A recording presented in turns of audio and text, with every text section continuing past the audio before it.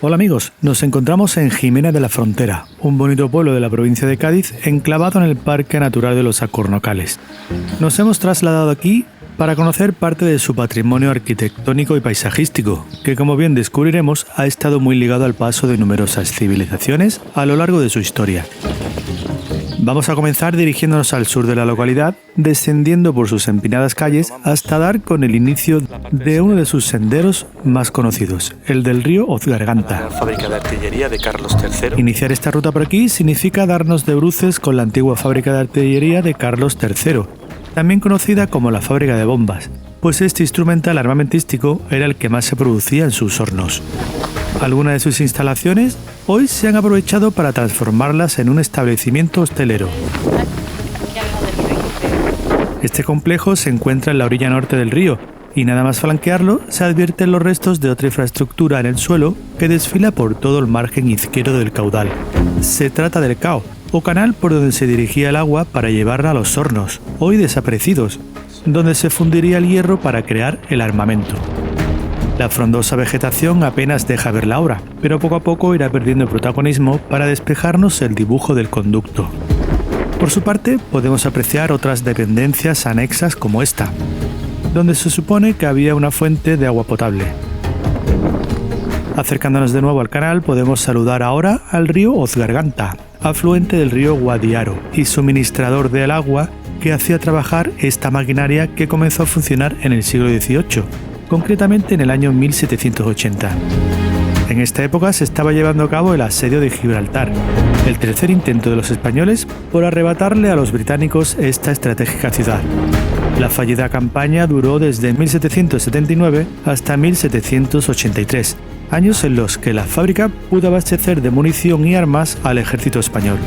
Una artillería creada por un lado gracias al hierro extraído de las cercanas minas de este enclave, como la que había en la localidad de San Pablo de Uceite, y por otro lado al carbón que hacía funcionar a los hornos, sacado de la madera de los árboles de esta zona.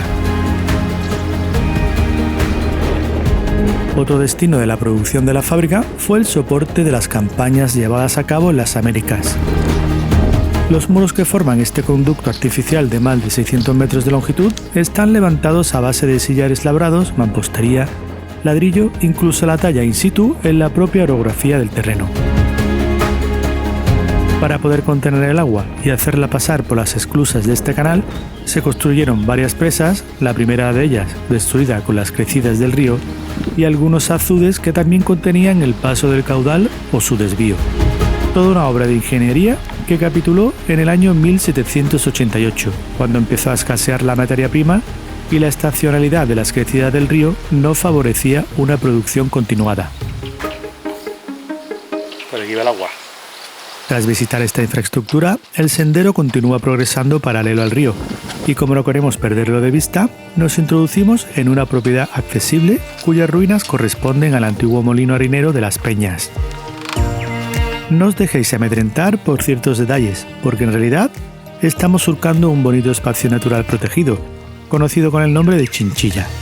Esta denominación la toma de las cercanas cuevas de la Chinchilla, en las que se ha encontrado un importante conjunto de pinturas rupestres.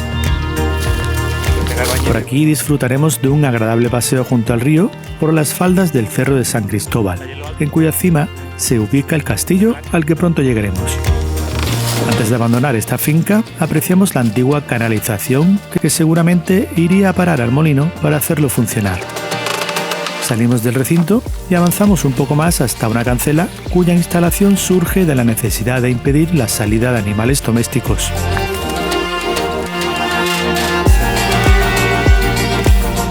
Una calzada de piedra nos dirige a una encrucijada que nos anuncia la presencia de un jardín etnobotánico implantado en el Monte El Risco.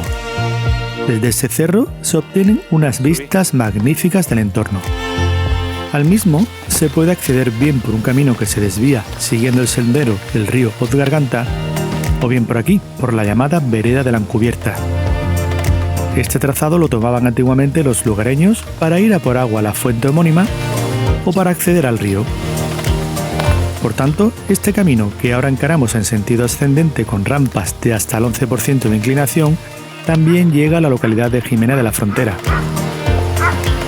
Regresar a la población es realmente nuestro deseo, ya que el objetivo es visitar su castillo. Así que dejaremos los estupendos miradores del jardín etnobotánico para otra ocasión. Una vez alcanzado el pueblo, buscamos las calles de cotas más elevadas que nos acercarán al castillo y permitirán al mismo tiempo ver cómo descienden por el cerro las viviendas encaladas cubiertas por la popular teja árabe. Nos incorporamos luego unos metros por la calle La Loba hasta dar con otra escalonada que posteriormente zigzagueará para llevarnos al complejo del castillo. Para acceder al recinto lo hacemos por una entrada formada por dos cuerpos, la torre albarrana y el arco del reloj. La primera fue levantada entre los siglos XII y XIV, sobre los cimientos de una fortificación romana del siglo I después de Cristo. El segundo cuerpo es claramente una obra realizada durante la ocupación nazarí, con esos arcos de herradura facilitándonos el paso y la indudable decoración geométrica que todavía se devina. En uno de sus muros se instaló un reloj de principios del siglo XX, pero tuvo que ser suprimido por los riesgos de derrumbe de la estructura. La torre era una de las 14 que existían adosadas a las murallas que rodeaban todo el perímetro de la fortificación. Y es que este lugar era ideal para controlar las fronteras del territorio que en días despejados incluso podía divisar el mar. Solo tenemos que dar una visual al horizonte para confirmar la estratégica ubicación. Pegada a la entrada encontramos parte de la trama urbana de la antigua Medina, es decir, del barrio musulmán que aquí se había levantado. Se aprecia un antiguo pozo, los muros de las viviendas, la calzada de piedra de la calle o detalles de nichos donde podrían colocar vasijas o tinajas para el almacenamiento del grano, entre otros. Sin avanzar mucho más al sur, nos dirigimos al ala occidental del recinto, donde encontramos los restos de unas viviendas aterrazadas del período bajo medieval y de un templo romano del siglo I después de Cristo.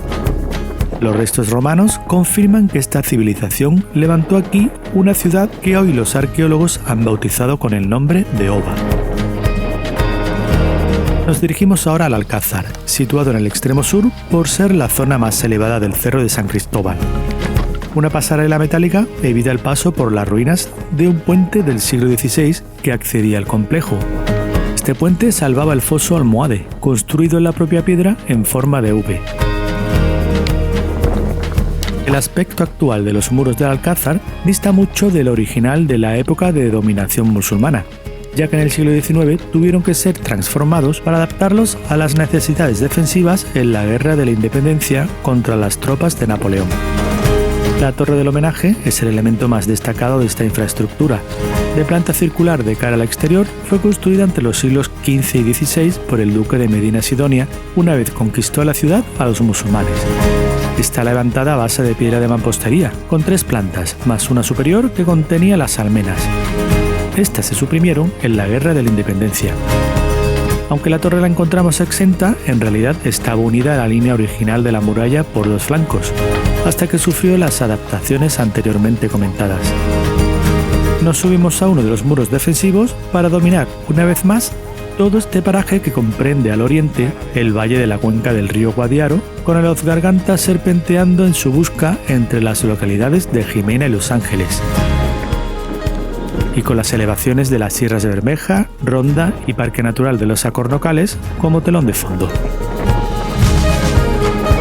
Este último parque cobra más protagonismo a occidente, con vistas que dan a otra localización emblemática, los Baños de la Reina Mora.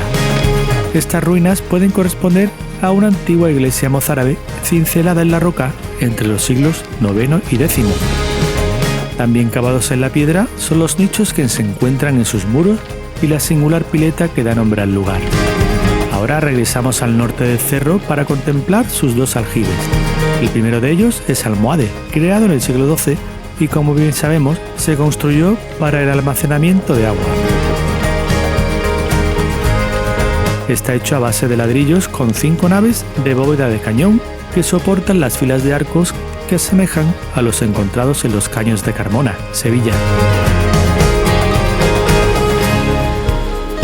Algo más arriba, frente al cementerio, se encuentra el otro aljibe, este del siglo XV, también creado para abastecer de agua a los habitantes de la población.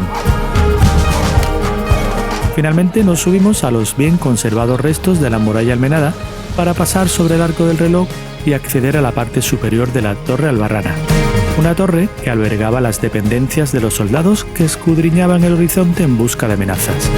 Afortunadamente, aquella etapa bélica de luchas por territorios pasó y hoy quedan estos pocos restos en pie para que los disfrutemos y nos hagan recordar de dónde venimos. Abandonamos el complejo del castillo para ir a descansar. El día ha sido completo, puesto que por la mañana realizamos un sendero circular que pronto publicaremos en el canal. Al día siguiente quisimos dar un paseo por el característico entramado urbano de Jimena, para conocer sus calles más pintorescas y saborear su arquitectura popular. También nos acercamos a la Plaza de la Constitución para darle una visual a la torre campanario de la antigua iglesia de Santa María la Coronada, único elemento que se conserva del templo que aquí se construyó en el siglo XVII. El resto tuvo que demolerse a mediados del siglo XX debido al mal estado de sus cimientos. El cuerpo del campanario está hecho a base de ladrillo y en su interior alberga varias parejas de cernícalo vulgar. Lo sabemos porque una de las crías cayó, no se sabe cómo, al suelo y fuimos sin dudarlo a su rescate. Tranquilo, hombre.